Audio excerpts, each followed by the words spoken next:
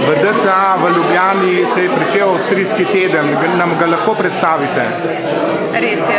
V okviru projekta ASO, Avstrijsko-slovensko socialno omrežje, je Mestna zveza upokojencev Ljubljana in dnevni centri aktivnosti za starejše pripravila avstrijski teden, kjer bodo cel teden potekale pestre vsebine v naših centrih.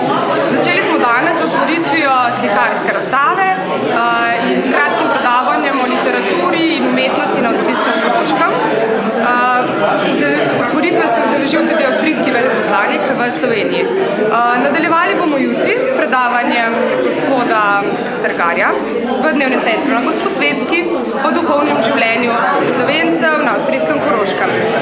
V četrtek bosta potekali dve vsebini, in sicer v dnevnem centru na Tržaški bo v okviru Koroška geografija predstavitev avstrijskih krajev in na Gosposvetski v dnevnem centru bo potekalo v okviru Koroška nemška konverzacija o tem, zakaj se učimo nemško, o avstrijski Koroški, v glavnem govora bo v nemščini.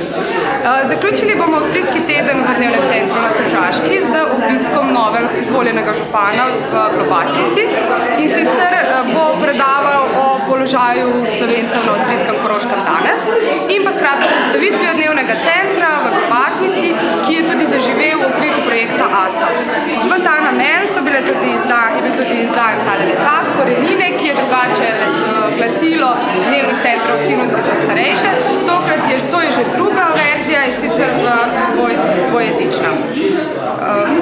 Sam namen projekta ASO je čezmejna izmenjava izkušenj, znanj in pa tudi ohranjanje slovenskega jezika, kulture, običajev na avstrijskem Koroškem. Teh prireditev se lahko udeleži vsak? Seveda, dobrodošli vsa zainteresirana javnost, mogoče tudi najdemo še kakšne Korošce tukaj, da se udeležijo